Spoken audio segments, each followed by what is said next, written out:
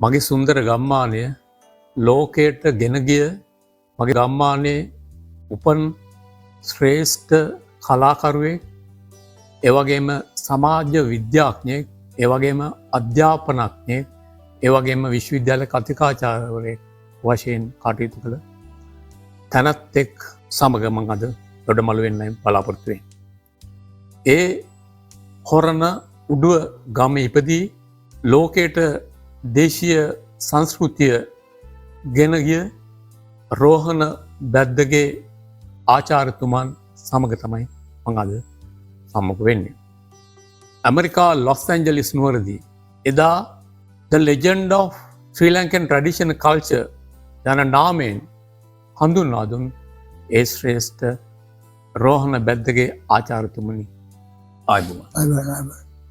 ඔබතුමත් මමත් දෙදෙනාම උපන්නේ උඩුවගෙන සුන්දර ගම්මාන. මම ගමේ සුන්දරත්වය එදා දැක්කත් ඒක භාවපූර්ණ අත්දැකීමක් වශයෙන් ලෝකයටම ගෙන යන්න ඔබතුමාට හැකියාව ලැබුණා. ඇත්තටම මැතිතුමනි, ඔබතුමා අපේ ගම දැකපේ සුන්දර අත්දැකීම ගීතයකට මුසු කරා. ඒ පිළිබඳ ඔබතුමාගෙන් යම් දෙයක්. කියන්නේ කන්දේ ලන්දේ කියන ගීතය. එක දැන් ඔබතුමා දන්නවා මම මගේ කේවල් තියෙන කන්දක් මැද හරියේ. කන්ද මුදුනට නැග්ගාම එතනට කියනවා කොඩි කන්ද කියලා. කොඩි කන්ද කියලා ගන්න ඕලන්දකාරයෝ කොඩියක් හයි කරලා තිබුණා. ඒ ඉඳලා පේන්න මේ සවුද දැනගන්න. කොඩි කන්ද ඊට ඉස්සෙල්ලා තියෙන කොටි කන්ද. කොටි කන්ද වහුණාම කොඩි කන්ද. කොටි කන්ද උඩ නැග්ගාම පේනවා කොළඹ වටේට. එහෙම තියෙන පරිසරයක් ඒක. ඊට පස්සේ පල්ලෙහා බැලුවාම එතන ඉඳලා පේනවා ගම. ගමේ අපේ ගම මැදින් යන ගුරු පාර. ගුරු පාරෙන් එහා පැත්තේ තිබිච්ච මේ මල් වැටිය. රුක්කත්තර මල්, විද්ද මල් වැටිය ගුරු පාරෙන් එහා පැත්තේ. එතකොට ඒකම එහා පැත්තේ වෙල්ලේ ආය. ඒක ඉතින් ගෝයන් කවි ඇහෙනවා, අලහැරේ තියෙනවා. අනිත් පැත්තේ මෙහෙම බලපුවම ආදර්ශ රෝහිපල පැත්තෙන් තියෙනවා මේ වන ලැබ. එතනම තියෙනවා ලොකු කලක් තියෙනවා. ඉතින් ඔය පරිසරේ හරි ලස්සනයි. එතකොට කන්ද ලන්ද ඔය සේරම පහුවගෙන ගියාම ඈත පේනවා එල්ලකන්ද පේනවා. දැන් මෙතනටත් පේනවා එල්ලකන්ද. ඒක එහා පැත්තේ. ඒ එල්ලකන්දේ මුදුනෙන් ඇල්ලක් කලා වැටෙනවා. අපේ පෙවුන් නැතුවට ගෙදරට ඒක වැටෙනවා කරනවා ඇල්ලක් කලා එන්න මුදුනින් පටන් ගන්න. අපි ඇල්ලට උඩින් පැනලා තමයි තක්ෂිලා විද්‍යාලේ ඉගෙන ගත්තේ. තක්ෂිලා මධ්‍යම විද්‍යාලේ අපි ගමේ ඉඳලා එනකොට අපි කොල්ලෝ කට්ටිය ඇවිල්ලා ඇල්ලට උඩින් පැනලා එන්නේ. ඒ කියන්නේ පොඩි එතනින් වතුර පාර පල්ලෙහාට යනකොට ලොකු වෙනවා. ඒ විදිහට ලස්සනයි ඇල්ල ඒ පැත්තෙන් බලනවා. එතකොට කන්ද මේ පැත්තෙන් එහා පැත්තෙන් අපේ ගමේ පන්සල පේනවා.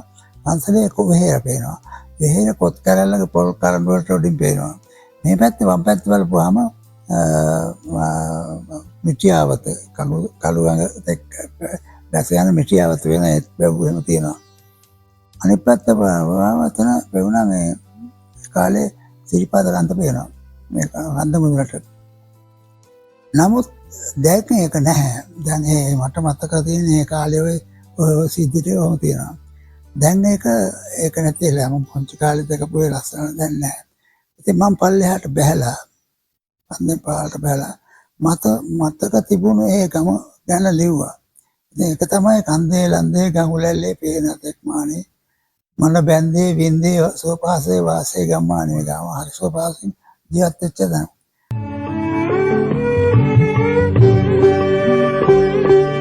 කන්දේ ලන්දේ ගඟුලැල්ලේ පේනා තෙක්මානේ මන බැන්දේ ඉන්දේ දුව පහසේ වාසේ ගම්මානේ. දෙවැල්ලේ දොරපාරේ නල්දිල්වන් ජලාසේ ගන්තීරේ ගුරුපාරේ ශ්‍රී දේවසිනාසේ ශ්‍රියාව කාන්තාව ඉන්නවා වගේ ගුරුපාරේ ලස්සනට ඒ මවුතුරුල්ලේ ස්වරූපී යොවුන්ලාලනි මේ ගමේ අපේ ගෑනු ළමිසි ඒ කාලේ සංකේත වූ ආදරේ සුන්දරත්වය සංකේත වූ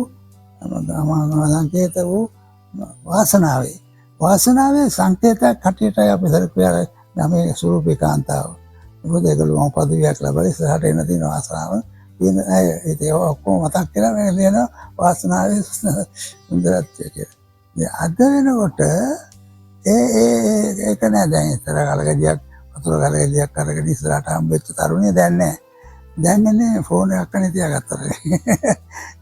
ඔබතුමාගේ ඔය සුන්දරත්වය ඇත්තටම මතක් කරාම ඔබතුමාගේ මතකය මම අරගෙන යනවා දැනට අවුරුදු 33කට කලින් නීති විද්‍යාලයේ ශ්‍රවණාගාරයේ පැවැත්වුණු නීති ශිෂ්‍යයන්ගේ කලාඋළෙලේ ප්‍රධාන ආරාධිතය වශයෙන් එදා ඔබතුමා සහභාගී වුණා.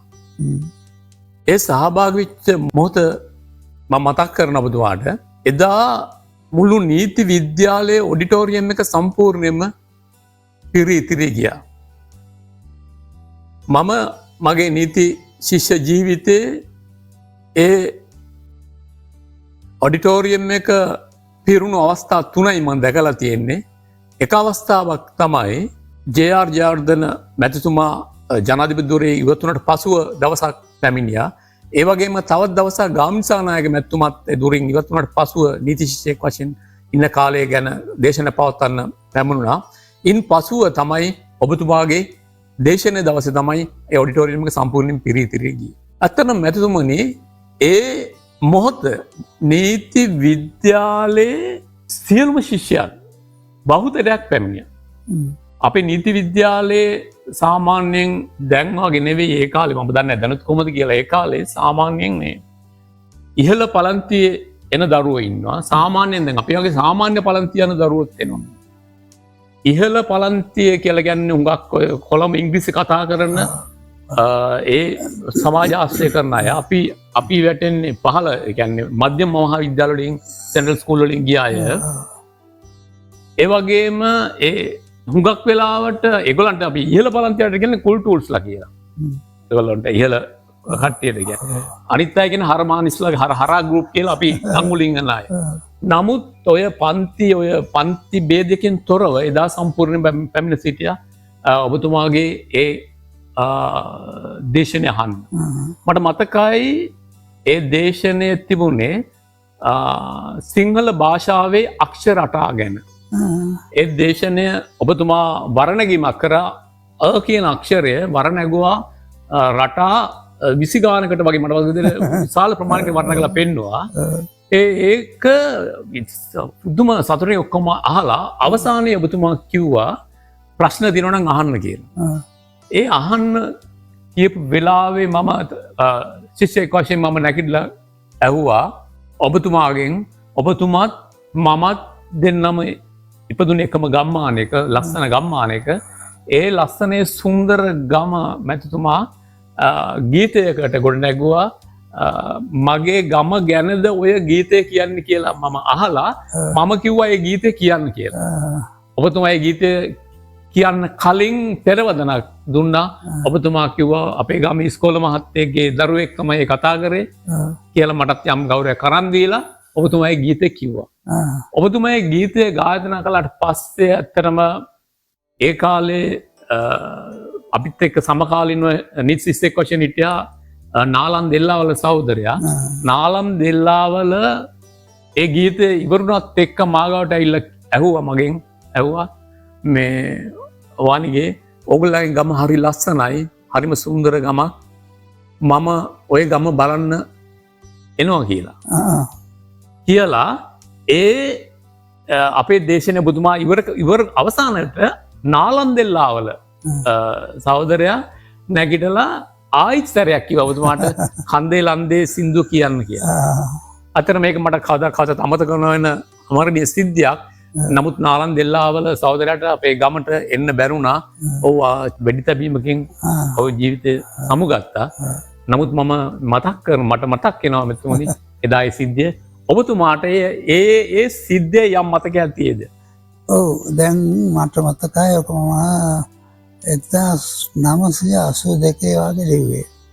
ඔබතුමා අතරම ඔබතුමා එදා ගීත ගායනා කරපු ගීතය සහ ඒ අවස්ථාව එදා බලපු නීති ශිෂ්‍යෝ මං හිතන්නේ ඒගොල්ලන්ට සමහර අවස්ථා හම්බුනොත් බලයි දැන් ඒ අය දැන් වර්තමානයේදී එම නීති ශිෂ්‍යෝ එදා ඒ සංවේදී විච්ච නීති ශිෂ්‍යෝ අද අධිකරණ ශාස්ත්‍රයේ සහ වෙනත් ශාස්ත්‍රවල ඉන්නවා ඒ වගේ විදේශගත වෙලා ඉන්නවා මට මතක විදියට එදා ඒ ඔඩිටෝරියම් එකේ ඔබතුමාගේ දේශනේ අහන්න ආපු එක නීති ශිෂ්‍යයෙක් අද ශ්‍රේෂ්ඨාධිකරණේ විනිසුරුතුමෙක් වෙලා ඉන්නවා ඒ වගේම අභියාචනාධිකරණයේ විනිසුරුතුමෙක් වෙලා ඉන්නවා ඒ වගේම මහාධිකරණ විනිසුරු ඉන්නවා ඉතින් මම කියන්නේ ඒ අය නීති ලෝගුව දාගෙන ඒ ඉහළ අධිකරණවල ඉහළ දූරාවලි වල හිටියත් ඉතාමත්ම සංවේදී පුද්ගලයෝ ඒ වගේම ඔබතුමාගේ කලා ජීවිතයට ඒගොල්ලෝ හරි අගය කරා ඇත්තටම ඒක දේශීය කලාවටත් ඒ අය ඒ වගේ මගේ කරා කියන එක මම ඇත්තට මතක් කරන්න ඕනේ මැතිතුමනි ඔබතුමාගේ කතාව කිව්වා වගේ අපි ගත කරපු ඒ පුංචි කාලේ ඔබතුමත් මමත් ඒ ගමේ ගත කරපු ජීවිත කොතරම් සැහැල්ලුද හරිම සැහැල්ලු. ඇත්තටම අපට කිසි දෙයකින් අඩුවක් තිබුණේ නැහැ. අපේ කුඹුරෙන් ගන්න හාල්ට විච තිබුණා. එතකොට පොල් ගස් අපිට මොන ප්‍රමාණය අපිට පොල් හාල් පොල් වලින් අඩුවක් තිබුණේ නැහැ. කඩෙන් ගන්න ලුණු මිස් පහේ ටික තමයි. ඉතින් කරවල ඔය තමයි කඩෙන් ගන්න දෙන්නේ. අපි වැඩි දෙනෙක් ජීවත් වුණේ රසායන කරේ ගොවිතැන. ගමේ බ්ලඩ් කොටු ඊටගෙන හිටපු එක්කෙනා හොඳට සාරවත් බ්ලඩ් කරලා හොඳට සාර වුණා. ඉතින් ඒ වගේ එක ಜಾති ඔකලෝලු ඕවිකුන්ලා ඉතින් ඒවෙන් ආදායම් කරගත්තා. ඒවෙන් තමයි අපි ජීවත් වුණේ. මට මතකයි මම ඉස්කෝලේ යනකොට මම ගමේ පස්සෙන් අයින් වෙලා මේ තාක්ෂලාට ආවේ තාක්ෂලා මධ්‍යමාධ්‍යල එනකොට මගේ දිහම් වෙලා මට හම්බුණා මම ලුයිස් මාමා කියලා. මෙහෙම මේ පොකට් එක ඇරලට මට සද්දායක් දුන්නා. පුතේ මේ කාරණේ නැරි ඒක පරිත්‍යාග කිරීම. ඒ කාලේ සද්දාය කියන්නේ ලොකු දෙයක්. අපි සද්දායෙන් කාලා ඒත් බොනවා. එහෙම පරිත්‍යාග දෙන්නේ.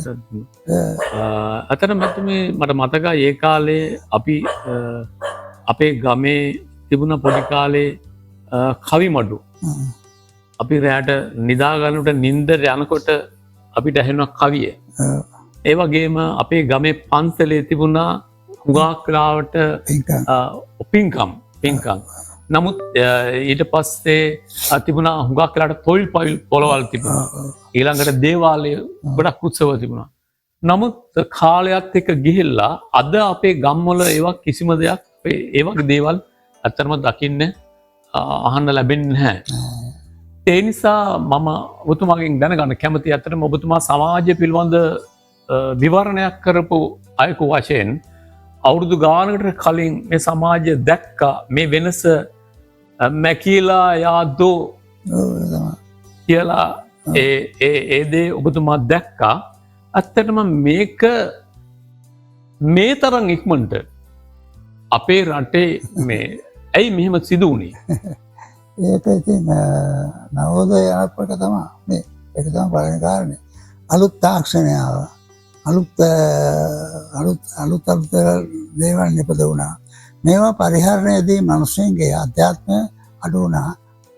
බාහිර විද්‍යාවෙන් සංවර්ධනය වුණා. දැන් බාහිර සංවර්ධනය සංකීර්ණ ඒක විසුතුරු වෙනකොට අධ්‍යාත්මය පිරිහෙනවා. අධ්‍යාත්මයට වෙලාවක් නැහැ.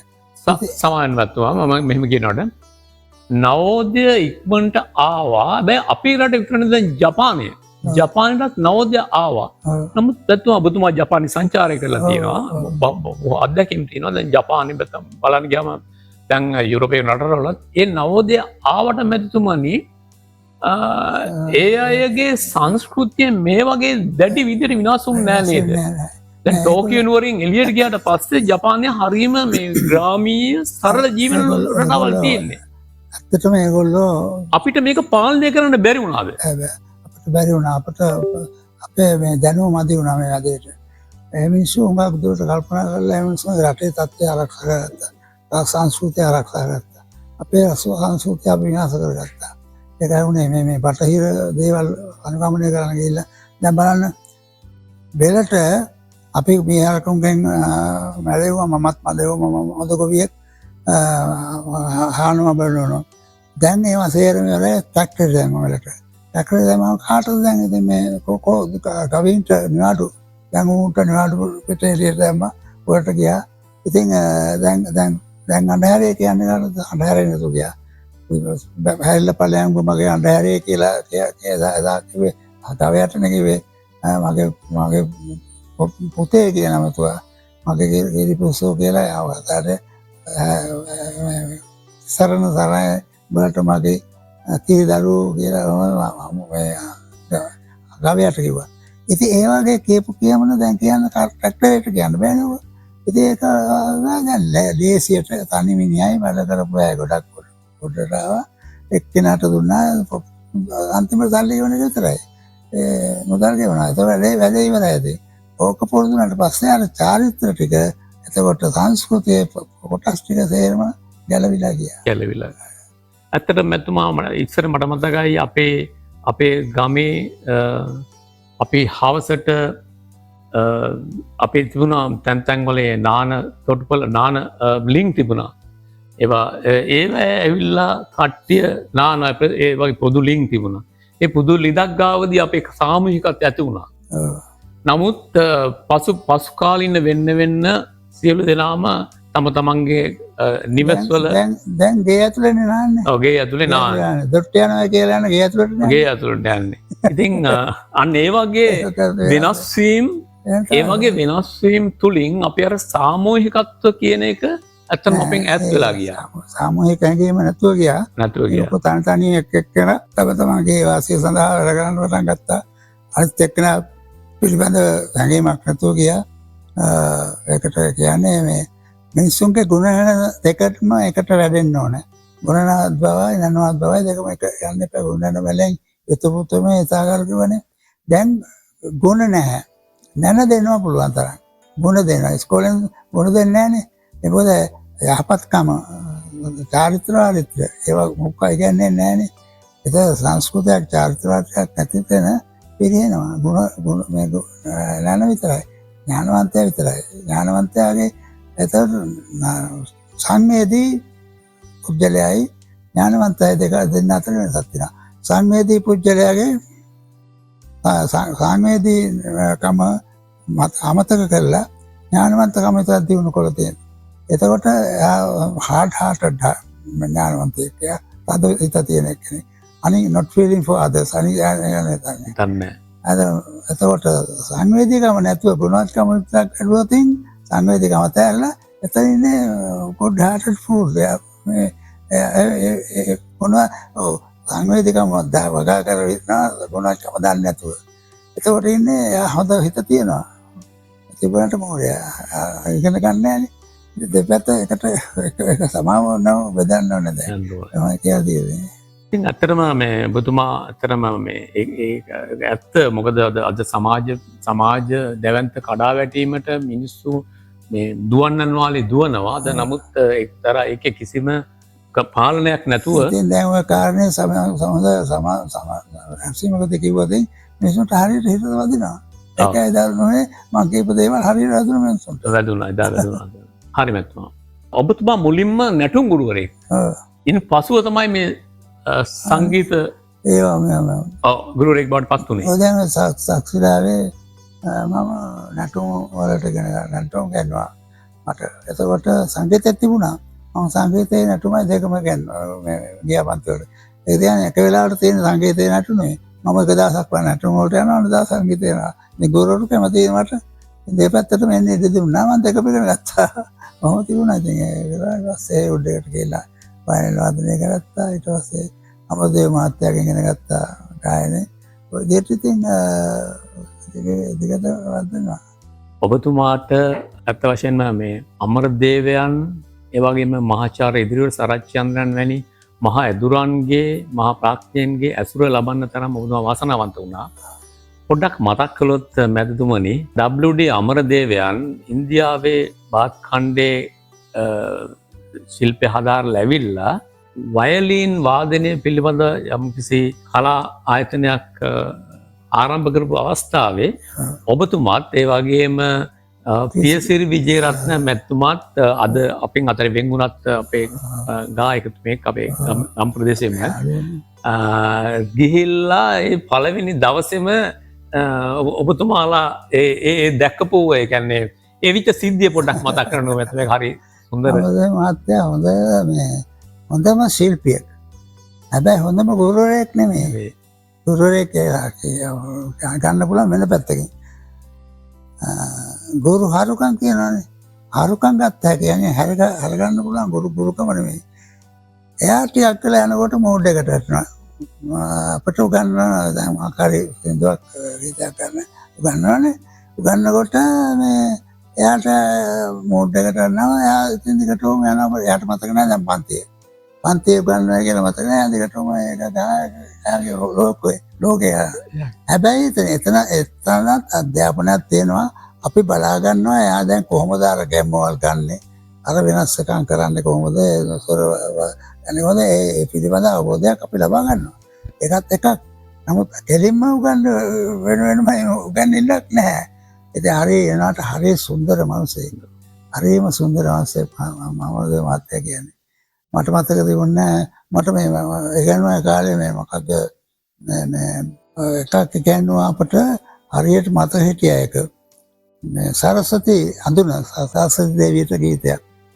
ඒක මේ මම කියනකොට මට ඒක වචනයක් ඒකේ අමතක වෙලා ඇහුවා මම කෝල් එකක් දීලා ඇහුවා සර් මේ මට මෙන්න මෙතන මේ වචන ඕක ඒක ಭಾರತೀයනේ ඒ වචනේ කිව්වා කියලා මේ හරි මම ආයෙත් එනවා සර් හම්බෙන්න මොනවාරි මට තව දැනගන්න තියෙනවා මටත් රෝහණගෙන් දැනගන්න තියෙනවා ටිකක් කිව්වා ඒ මොකද මේ ජනගී සම්බන්ධව වැටක් දැනගන්න ඕන ඒ වගේ හරි නිහතමානී හරිම නිහතමානීද හොඳ වංශයක වාසනාවන්ත වංශයක. ඒ වගේ මතුමුණි මහාචාර්ය ඉදිරියට සරච්චන්ද්‍ර ශූරීන්ගේ මනමේ නාටකයේ මනමේ නාට්‍යයේ ඔබතුමා යම් සම්බන්ධ වුණානේ දෙකේ මොකක්ද? මට කිව්වා මේ මම ෆ්ලූට් එක ගැහුවා කාලේ ෆ්ලූට් එක ගන්නවා එයා දැක්කා. රෝණේ එන්නකෝ මේ මයි නාට්‍ය ෆ්ලූට් එක ගන්න කියලා කිව්වා. ඉතින් මම ගිහලා නාට්‍යයට ෆ්ලූට් එක ගැහුවා කාලේ යන සෝසුලෑමටම ගිහලා ෆ්ලූට් එක ගන්නවා. ඒ වගේම මනමේ නාට්‍යයේ අර තින ගීතයත් ඔබතුමාගේ මගේ රත්තරන් හෙලේන ගීතේ ඒ යම් සම්බන්ධයක් මනමේ කුමාරයයි කුමාරී කලේ ඇවිදගෙන යනකොට ගහන එකක් මට පටනලාවෙන් වාදනය කරන්න කියලා ශාරසිල්ල ගුණාසේ කිව්වා සම්බන්ධතල ගානේ එයා කිව්වා නන නන මේ ගානකුත් ෆ්ලූට් එක කිව්වා ගමනට. ඉතින් කැලේ යන ගමනට ගාව ඊට පස්සේ මගේ රත්තරන් හෙලෙන සින්දුවේදී අපි දෙන්නත් මේ කැලේ යන ගමනනේ ඒ කැලේ යන ගමනක් නේ ඒකට අර කැලේ එකතු කළා නන කියලා කැලේ ගැහුවා මේ ෆ්ලූට් එකේ මම මේ මොකද්ද මේ මගේ රත්තරන් හෙලෙන සින්දුවට ඒක පාවිච්චි කළා. රැප් සංගීත කලාව ලෝක රැප් සංගීතය මං විශ්වාස කරන හතියට පළවෙන්ම ලංකාවට හඳුන දුන්නේ ඔබතුමාට. රැප් කරන්න කලින්ම රැප් කරන එක මේවා දාලා පෙන්නවා මම දැන් අනේ හැබැයිටම මෙහෙමත් නාටක කොස්සත්තු කන්දේ කියලා ඒවට අතරට දැම්ම කෑලි රැප් ඒවා ඉතින් රැප් තමයි ඒවා නූතන රැප් එක අපි ඊටස්සෙලා අපේ සෞදන් කියලානේ අපි නැටුවේ පද කියලා නැටුවේ එතකොට කැස්ටිං කටුමිටි කූරුත් අරගෙන සිද්ධිච්චරකට අරගෙන මම ලිව්වේ කැලරි සෞදමට ඔයගේ ඒ හැල්ල කියනවා හැල්ල කියලා පස්සේ කැලෙන් කැල කියලා නටනවා ඉතින් අපේ ඊට වඩා දියුණු ඒක වැත්තට කැලේ කැල කියලා නටනට පුළුවන් අපිට අපි ඒවා අපට තිබුණ උරුමෙන් ආපු එකක් තිබුණ ඉස්සර ඉඳලා උරුමෙන් ආපුවා අතමත් දැන් අර ඔයගේ බොබ් මාලේ ඒ බොබ් මාලිගේ තිබුණේ දේශීය ජනගීතයක් තුලින් නේද එයත් නිර්මාණ කරේ. දැන් ඉන්දියාවත් ඒ වගේ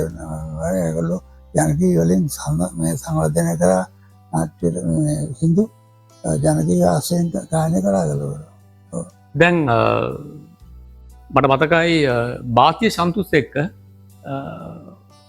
ඔබතුමා ගීතයක් ඕ මං ඒගොල්ලන්ගේ සංස්කෘතිය මේ සංගීත සම්දර්ශනට ගියා. ඒගොල්ලොත් එක්ක කිව්වා. ගීත කිව්වා. ඒගොල්ලොත් එක්ක අද ලෝක සංගීතයට අවතීර්ණ වෙලා සිටිනවා භාතිය සන්තුස්. ඒ වගේම ලංකාවේ මං හිතන්නේ ගියා මගේ සසන්ත දර්ශනයක ලෝකට කියන්නේ. ගියා ඒක මම ඒක නින්ද තමයි මම හැදුවේ. ඔබතුමා ලෝක සංගීතයේදී ඔබතුමා ගරු කරන කවුද විශිෂ්ට චරිත තියෙන්නේ ලෝක සංගීතයේදී ජාත්‍යන්තරයේදී? ජාත්‍යන්තර වශයෙන් ඉතින් ඒගොල්ලන්ට කියන අමාරුයි. ඉන්දියාවේ ඉන්න හුඟක් රවිශංකර් ඉතින් මුළු ලෝක රටේම කියන්නේ. එයාගේ එයා ඉතින් හොඳම කෙනෙක් නේ අපි දන්න මට්ටමේ කියනම කෙනෙක්. ඉතින් ඒක ඉතින් අපා බටහිරත්වයේ වගේ ඉතින් පොදුවේ ගත්තාම ඔය වත්වයට හොඳ දැන් මම ඔය දෙකම නැතුව අපේ සිංහල සංගීතයේ ඉන්දියානුකට නෙමෙයි බටහිර සංගීතයත් නෙමෙයි දෙකේම පාවිච්චි වෙච්ච ස්වර නෙමෙයි අපේ පැරණි ගැමියා ගායනා කළේ තොවිල් කවි කියනකොට අන්තිම වාරන් කියනකොට එතකොට ඒ වැදිච්ච ස්වර වෙනස්.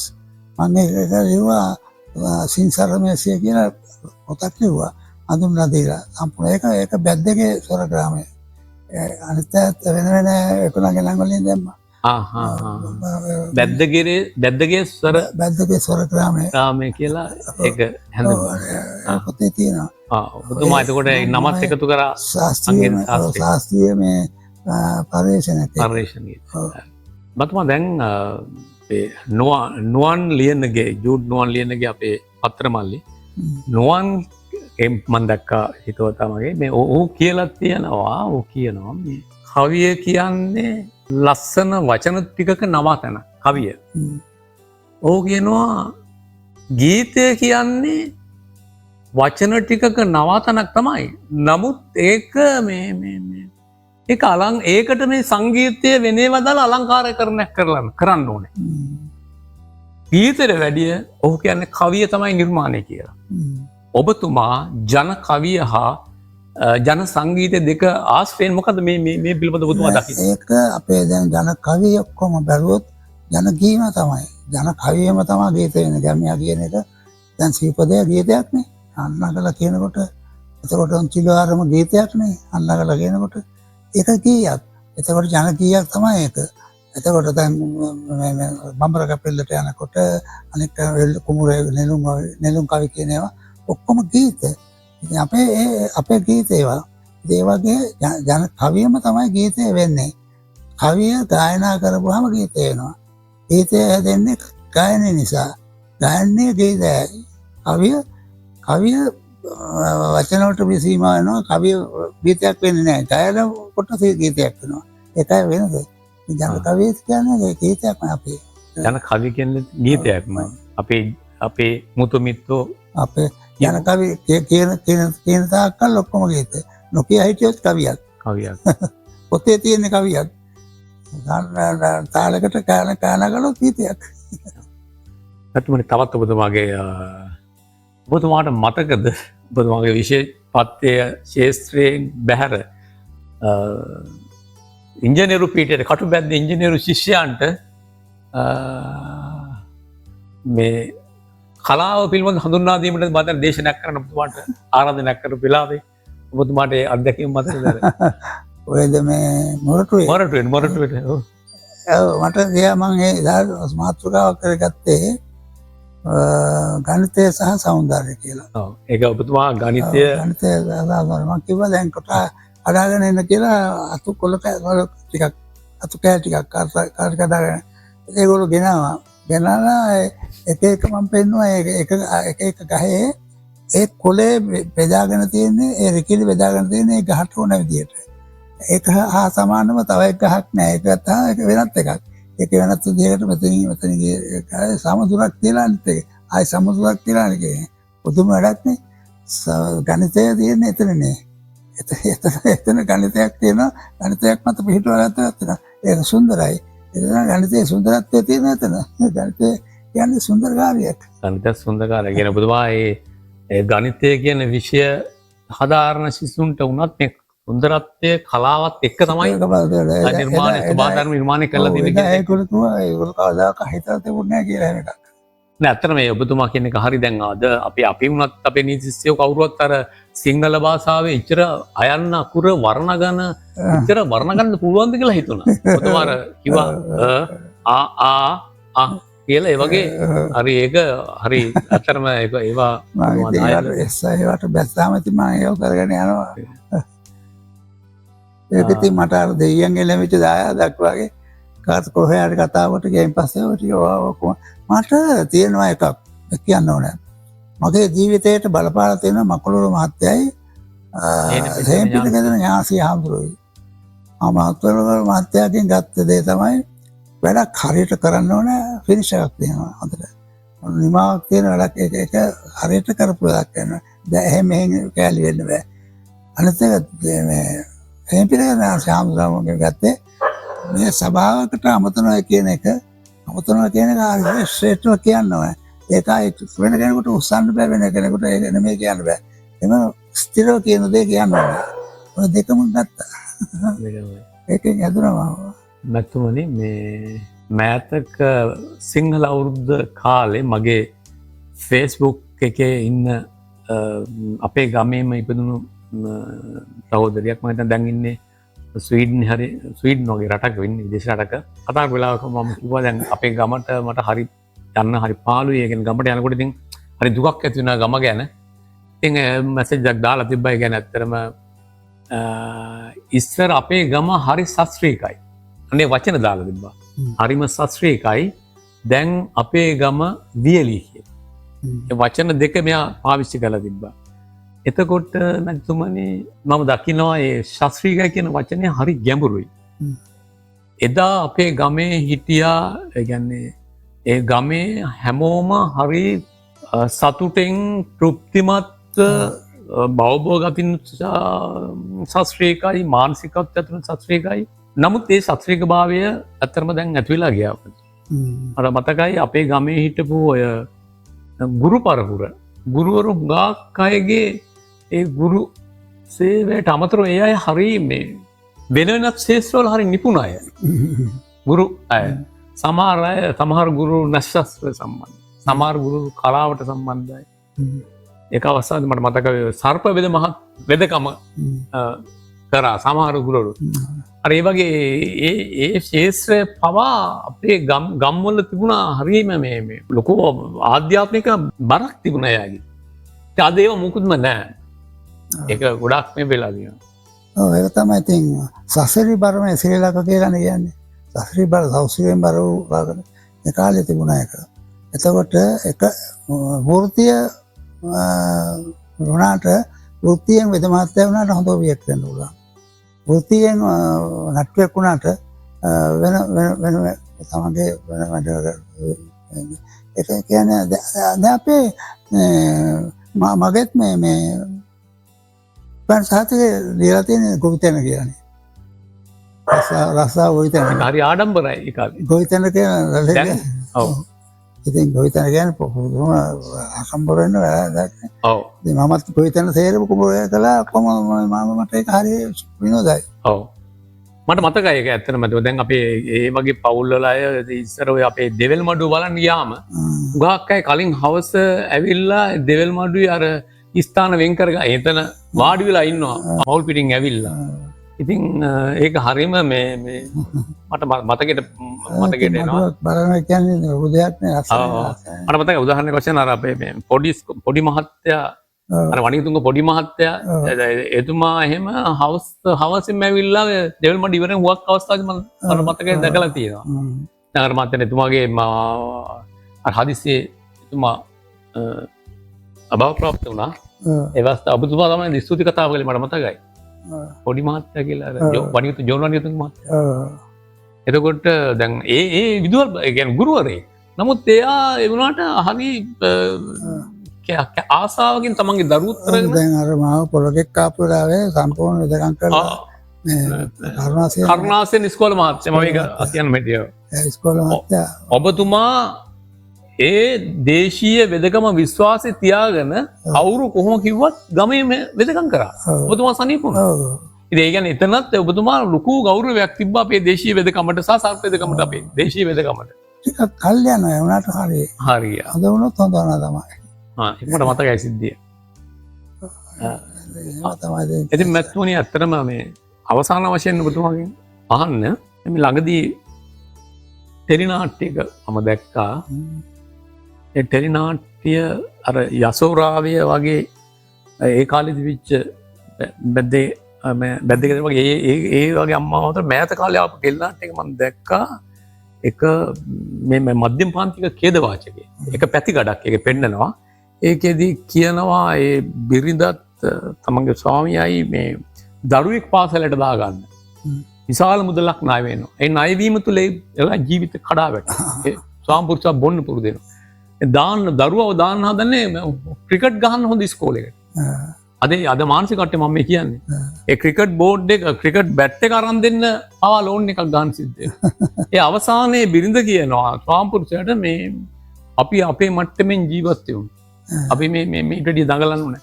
ඊට පස්සේ ස්වාමිපුරුෂය අහනවා අපේ මට්ටම මොකක්ද අපේ මට්ටම? එතෙන්ට සමාජය පත් වෙලා දින. ඒත් වශයෙන්ම මැතුමනි ඒ සමාජයේ මට්ටමක් දන්නේ නැතුව දැන් නොමග යamak වෙනවා. ඔබතුමා කොහොමද දකින්නේ මොකක්ද මේ මට්ටම කොතනින් අපි නතර කරද්ද මෙන්න මේ මට්ටමෙන් හරිය? ඒක නොමගේ නෙමෙයි අයාලේ යamak. අයාලේ එමක් ගමක් හදයක්. ඒ කියන්නේ මිනිසුන්ට ස්ථිරතාවය පිළිටන්න බෑ කිසි දෙයක. හිත මානසිකත්ව විස්තර වෙලා තියෙන්නේ. ඉතින් එක විදිහට මිනිහගේ හිත පෙළඹෙනවා එයාට යනවා මෙහාට යනවා. අද නිකන් මේ ජීවිතේ කිසිම සාරවත් බවක් නැහැ.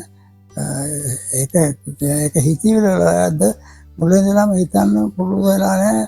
මම ටාගට් එකක් නැහැ. මම අහවල් තැනටපත් වෙනවා කියලා මම කරගෙන යනවා මේ වැඩේ එතනින් කෙලවර කියලා ටාගට් එකක් තියෙනවා. දැන් මිනිස්සුගේ ටාගට් එකක් නැහැ.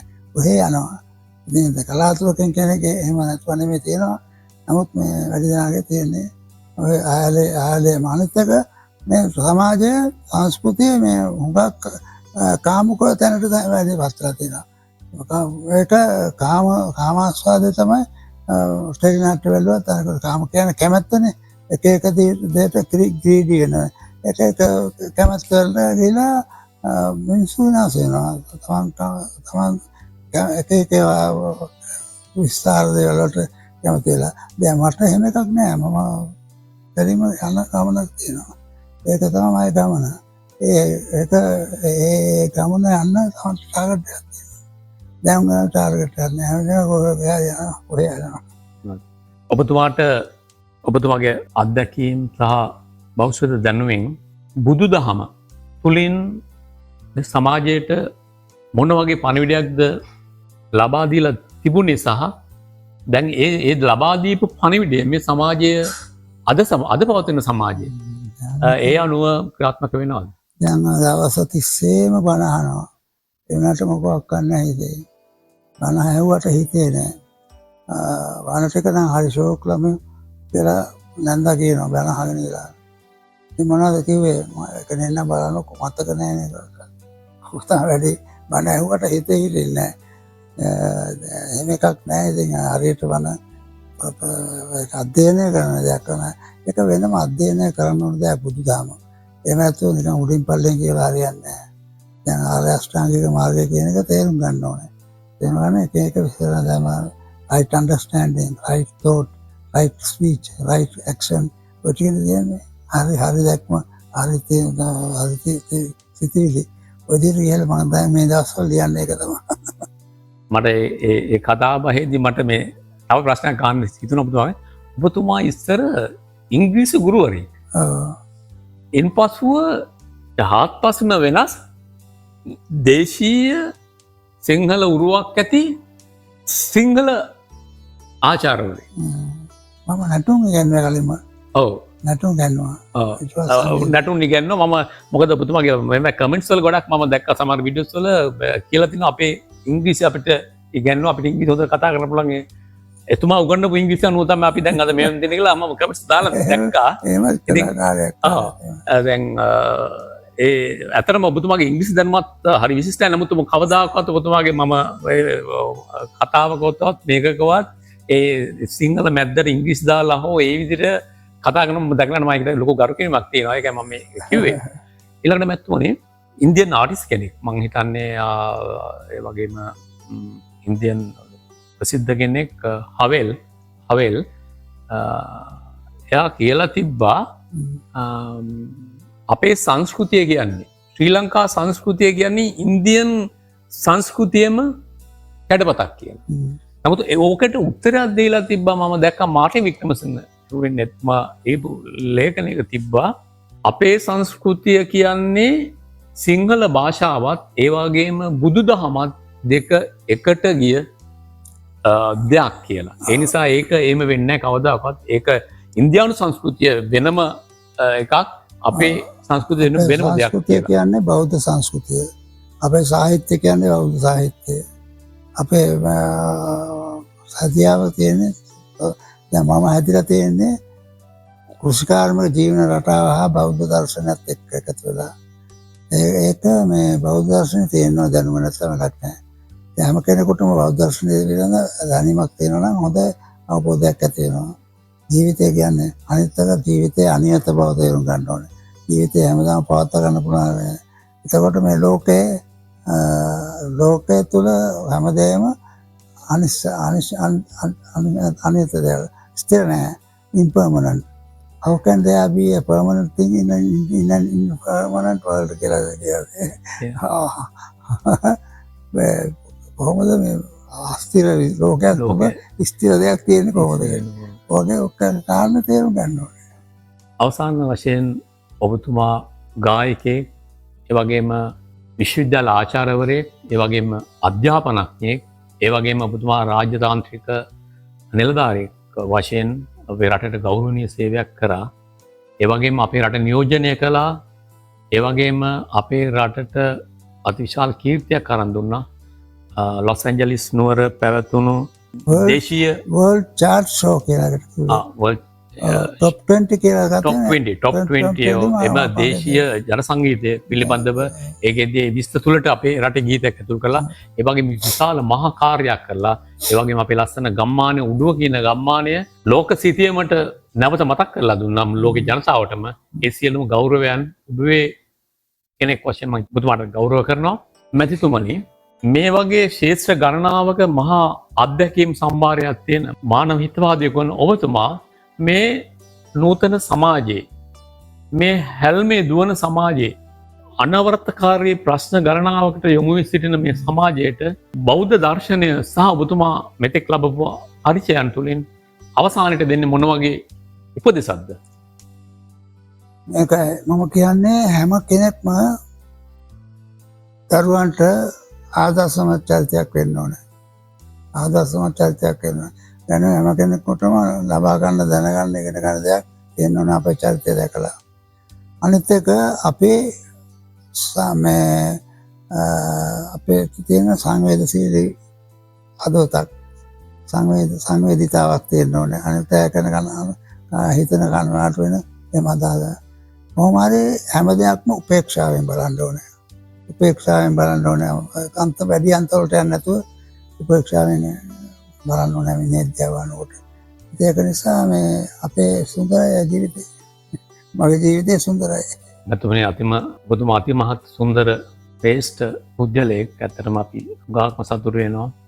ඒ වගේම මේ අවස්ථාවට ඔබතුමා අපිට අවස්ථාව ලබා දීමත් අපේ ඔබතුමාගේ මැතිනියත් ඒ වගේම දියණියත් අපි තම සතුටින් පිළි අරගෙන මෙම අවස්ථාව අපිට ලබා දීමට අපි ස්තුතිවන්ත වෙනවා. ඒ වගේම මැතිතුමනි මෙම කාර්ය ඉක්මනින් කරන්න මට හුඟක්ම සහයෝගය දුන්නා මේ අපේ ජනිෂ මල්ලි.